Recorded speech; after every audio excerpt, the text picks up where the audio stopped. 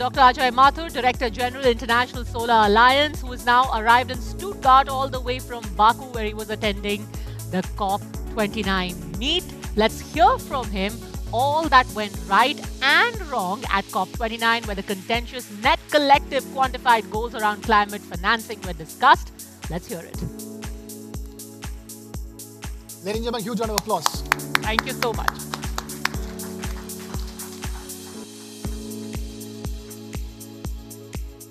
Thank you very, very much.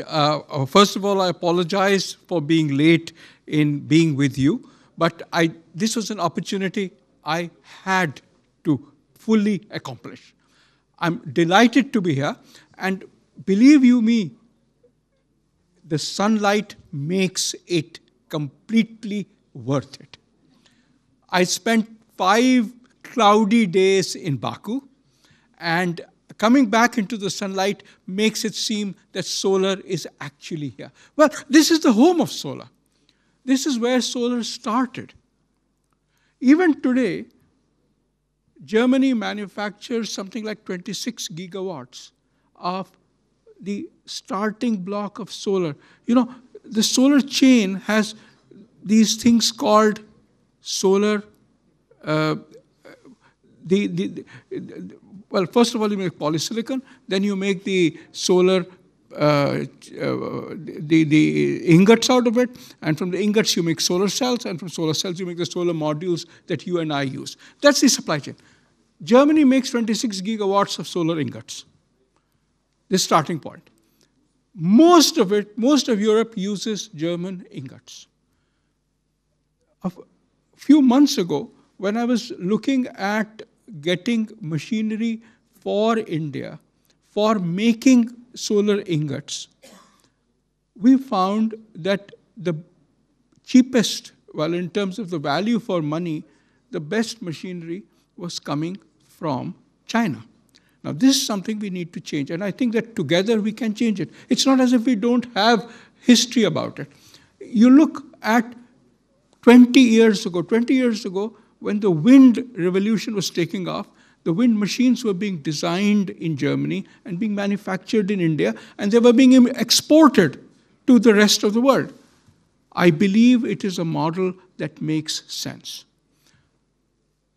The manpower here, together with the manpower that comes from India, can provide the kind of cutting-edge information that is needed, the cutting-edge knowledge and information that is needed to design cutting-edge technology. Manufacturing is much cheaper in India, but together we can conquer the world. And it is with that thought that I looked at the solar picture. When I look at the solar picture, I see that the huge advantage that this country had, I mean, Germany paid as much as 50 euro cents for a kilowatt hour of electricity from solar. Germany is the reason why the world has solar today at not 50 US cents, not 50 euro cents, at 2 US cents, 1.5 US cents. This is the power of scale. I believe that the power of scale is amazingly useful as we move ahead.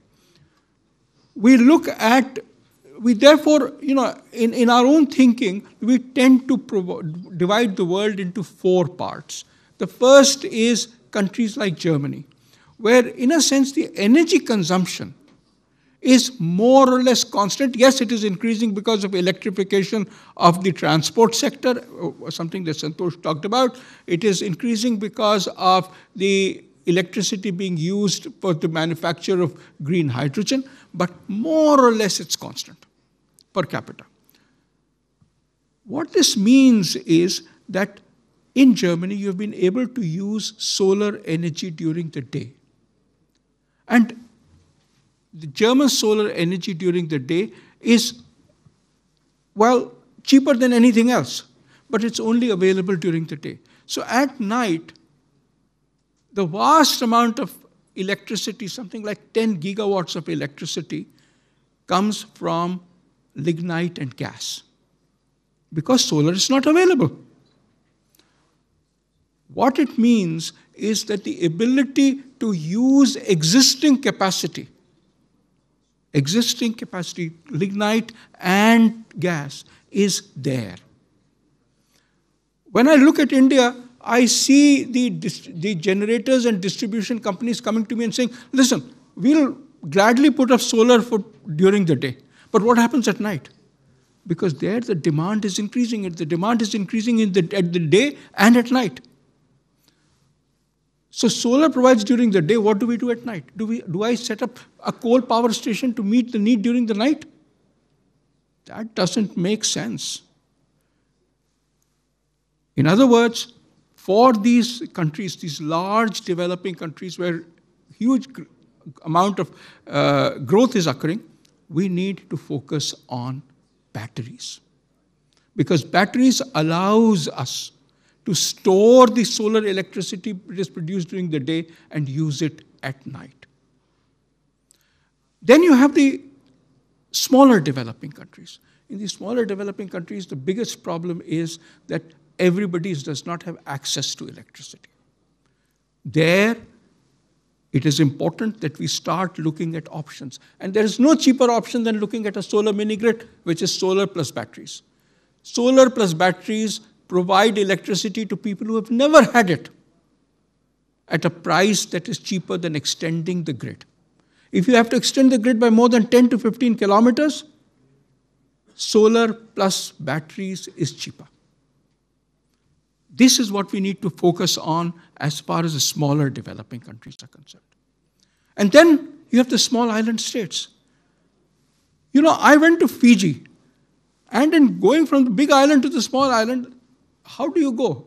You go by boat. What does the boat run on? Diesel. Where are the electric boats? Where are the solar boats? They aren't there.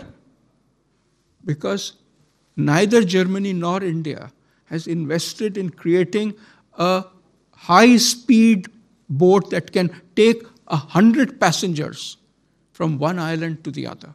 In other words, we need to look at these countries and develop the products that they need. They are a very special market. They are not large enough to make it by themselves. But we can certainly enable that transition.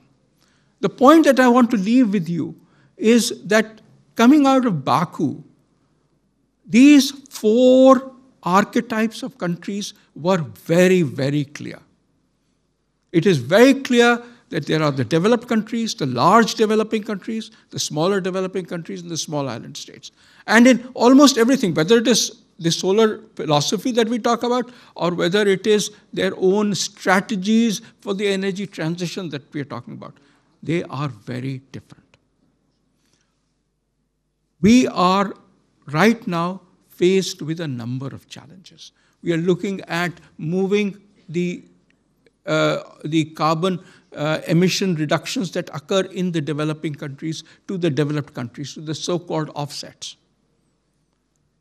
I would argue that instead of having a general approach of developed and developing, we need to move into these 4 categories and move the kinds of activities which make sense, which move the needle as far as the energy transition is concerned into the global picture.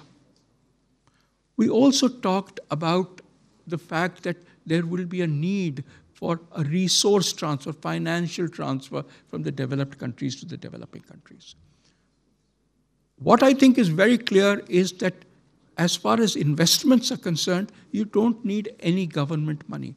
Financial money, your pension money and my pension money is good enough because we get a return on that. We get a return on the electricity that is sold. Yes, there may be perceived problems as far as payments are concerned. There may be perceived problems as far as the success of the technology is concerned. For perceived problems, if you have to spend public sector money, let's spend it on guarantees so that we can pull private sector investment money into the green sector. I request you to think of seeing how we can create these guarantees. At the International Solar Alliance, we are creating a guarantee to help provide payment guarantee mechanisms for all international investors who invest in the decentralized solar in Africa. Why decentralized solar? Because ultimately solar has to hit you and I. Remember, you and I. Where does this, is the solar on the rooftop? It's the solar pump on the farm. It's the solar mini grid. That's where you and I see solar. That will make a change in our lives. My short point that I want to leave you with is that change is possible. We looked at a number of solar startups across the world. We identified 20 in Africa. There were 180 who applied in Africa, 20 were selected. We looked at startups in the Asia-Pacific region, 30 in the Asia-Pacific region, including 10 in India. And we are now looking at identifying 20 startups in the Latin America region. Believe you me, the kinds of new applications that they talk about are just out of the world. There was a guy in India who had developed a robotic arm to clean solar panels. Solar panels become dusty in the Indian environment. And a robotic panel helps clean those solar panels. Amazing. In Africa, there was a fellow who was making and selling carts for cold food or hot food using solar technology. I was completely blown by both the range of products that these guys had developed, as well as the fact that you and I were willing to pay to get those products. I believe that we can make a difference. We can make a difference by going ahead and enabling investments to flow on the one hand and enabling these entrepreneurs to develop on the other hand. I thank you for your attention.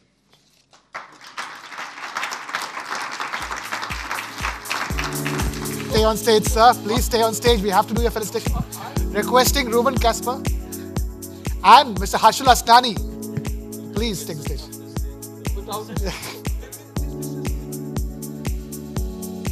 Can we have Mr. Harshul Asnani? Okay, requesting Hemant Sharma ji to please take the stage.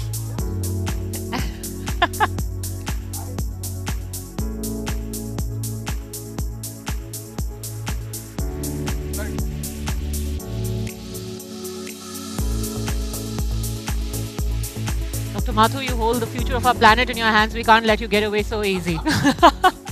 We have to ensure we're in safe hands. Thank you, sir. Thank you, Hemant Sharma ji, for taking the stage.